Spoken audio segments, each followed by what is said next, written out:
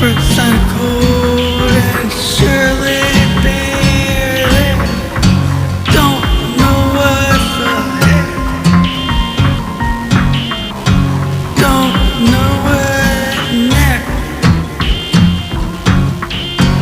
Like the big false gods, they're red and dead, and don't care about what's next.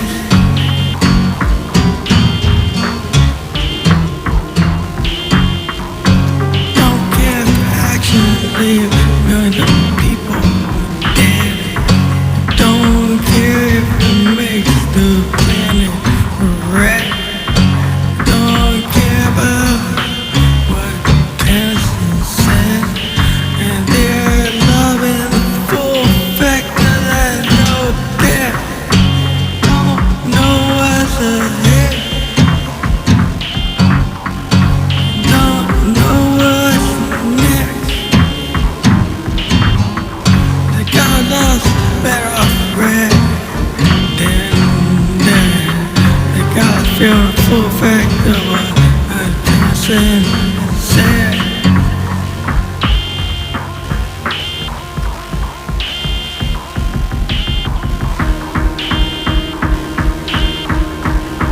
Better off red than dead. Better off red than dead.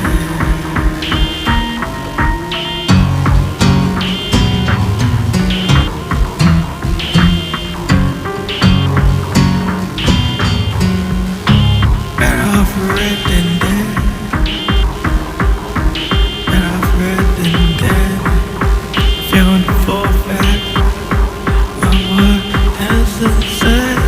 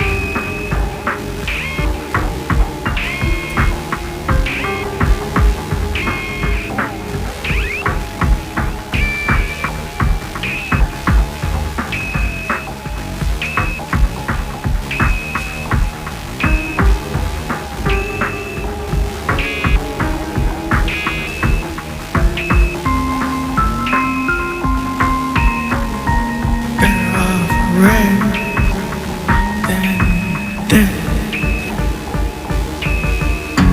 Don't know what's ahead. Don't know what's next. Got us like that vagabond on that high bed, all gone.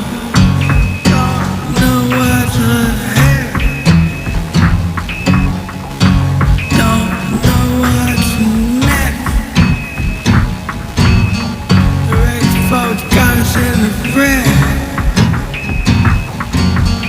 Feeling the full effect of what Tennyson said.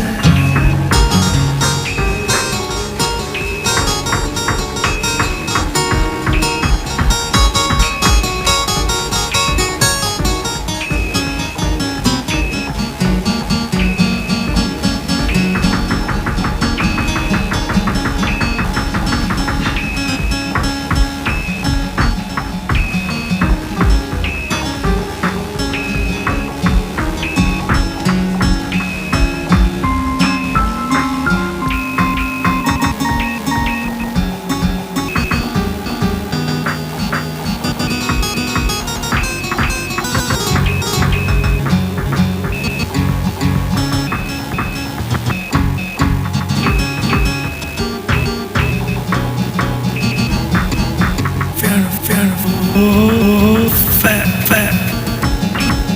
What? Ten.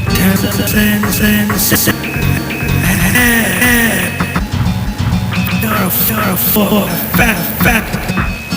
What? Ten.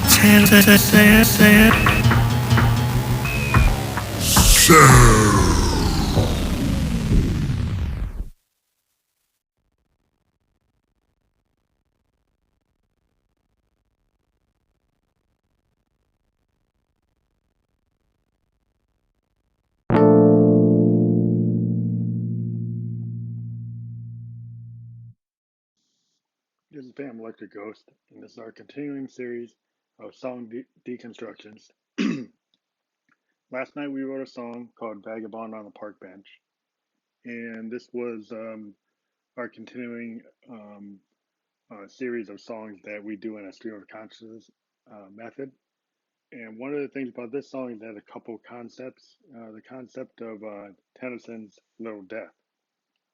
So Tennyson was a romantic poet from the Victorian era, and he had this idea, this concept of little death, which was his coded description of like an orgasm or sexual intercourse. And I used it in a way to not be as vulgar in this song, and use the kind of allegory of the little death in the context of this song is that people are getting fucked by the political system and by the climate that's very hateful. And so I used the concept of little death in that way, which is a kind of a somewhat, coded way of doing it. But I'm a big lover of using coded lyrics, Dylan-esque kind of way. So that was my attempt at that. And then the idea is that also there's this vision or visual representation of a vagabond or a homeless person on a bench, and the winter's coming, and they're not going to get up. And that shows kind of how society treats the least of us. And the character in this song is Stephanie Ann Windhover, who's one of the members of Fan Electric Ghost, which is a virtual band that can compose the phantoms. And we were up to 7 phantoms in the band. We've only heard about 3 of them, or a fourth one I kind of mentioned that was on Indigo Menace, our second album from 2016. So the concepts in this song are Stephanie's in a very low mood. She seems like she might be high or drunk, and she's lamenting the way the world is, and that you don't know what's going to come next. You could be like that vagabond on the park bench. The only thing certain is that he's gonna, death is coming, and it's kind of the idea that there's death, the death of our democracy, of death of people being citizens, of people being stewards of the environment, of people caring about other people. There's the age of blaming things on the other, and this song kind of goes in that way. And it's similar to the first Van Electric Ghost album was Something Wicked, and we found a rehearsal video of an early cut at us doing that song. We're gonna put that up pretty soon on Instagram. Yeah, I think we might have already put it up.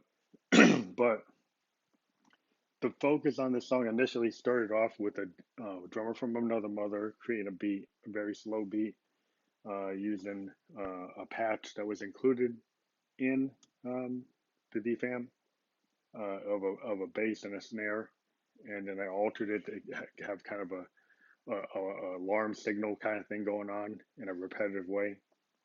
I have it running through a MX1 digital mixer, digital delay to give it a little bit more to the beat. The delay gives an additional rhythmic pattern. And then on top of that, I'm using the Arturia BeatStep Pro with multiple sequencers. It has 3 sets of sequencers, and I do an additional drum beat on one of the lines. Another line is a piano part. It's running at 30 beats per minute. It originally was written at 120, so it kind of ends up going in a crescendo, decrescendo, and appears and disappears because I slowed the whole sequence down to fit this song.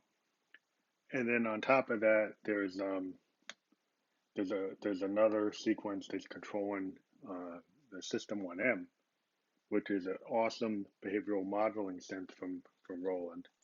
and I have it doing all kinds of atmospheric, um, cinematic synthesis, which I think is a good way to describe that machine. It does a very good job of doing special effects and sweeps and weird LFO and envelope modulations that really work in soundtracks. And since I do a lot of sound paintings, System 1M shows up a lot. I'm using its base configuration. It's not set up as another synth.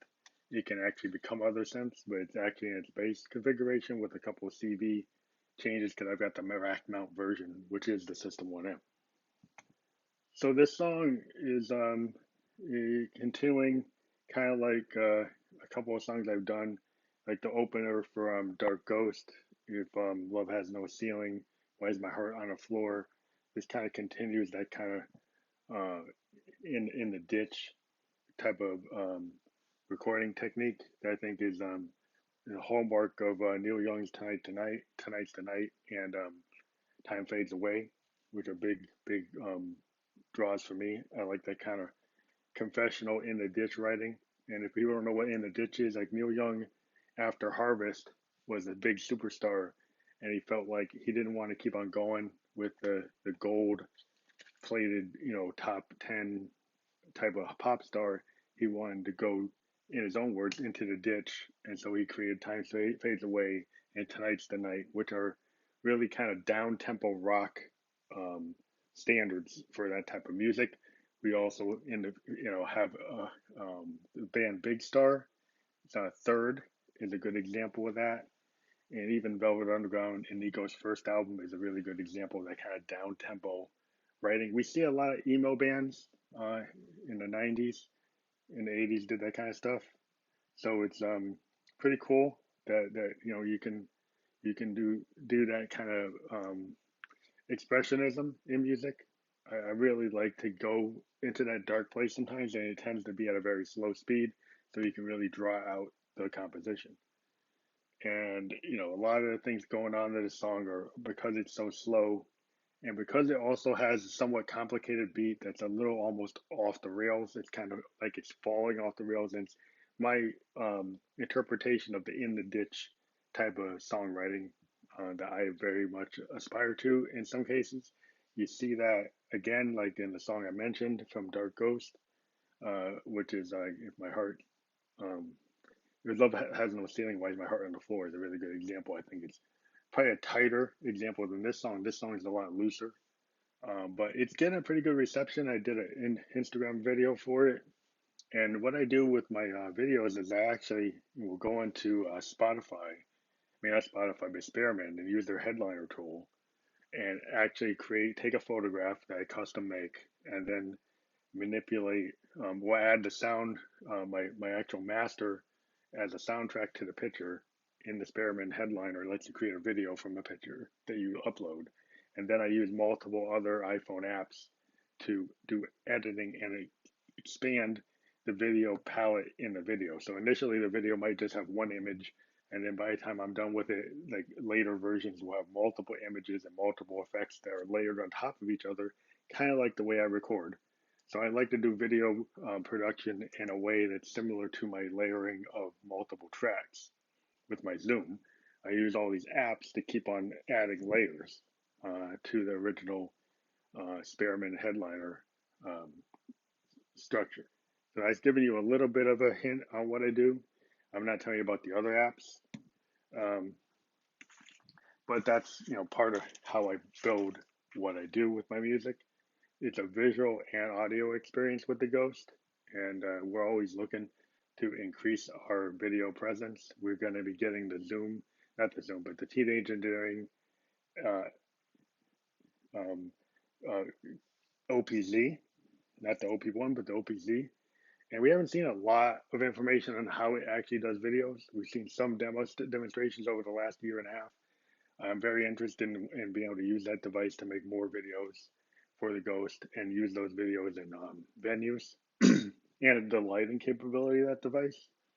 And this kind of goes toward we are fan supported, and it would be cool if we can get some fans to actually support the podcast. We interview a lot of indie artists. They're we're getting pretty popular artists that have a strong following. We interviewed Kendra Erica, who's a Billboard Top 10 artist. we're interviewing Christina Passion for like the third time in November, and she's a big artist in Canada and has a pretty big presence on the internet as well. She's got a really cool Instagram video for a new song out there that we plugged yesterday. And we'll also be talking to Araya And, who's an awesome New York artist that we interviewed on Spearman. For those who don't know her music, she sounds similar to Florence and the Machine, but she has her own acoustic style, and she's a singer-songwriter, has a lot of really good content. She plays New York a lot. You should check her out whenever she's playing. She's did a really big show for this coffee promotion thing, coffee shop promotion thing that she was part of. That's been announced all over her website, and we're very much a big fan of hers. And we're looking forward to any new material she's working on and where she is. We're going to be talking to her again. We talked to Kendra Black a couple days ago, and we pushed her video out there. So we get to talk to indie artists from around the world, like Canada, and and we talked to DJs. We were on Spearman from Sweden, and we've talked to bands in London, and then a band in Bermuda. On this program, the Heritage we work with, we're hoping to actually do one track with them. We're still looking to do that. So if you guys are listening, I'm still waiting for the stem. We got the whole thing about the fan support. We'll provide some merch if you actually subscribe to the $4.99 or the $9.99 level. And we're looking for a co-host to help us interview artists. So if you favorite our show and then send us a voice memo, and you're an artist or you're somebody that wants to be a journalist, a music journalist, and you want to get into this, let us know. We tend to interview 2, 3, 4 people a month, and that would be cool. We have another voice on it. So thank you very much for listening, and we'll talk to you later.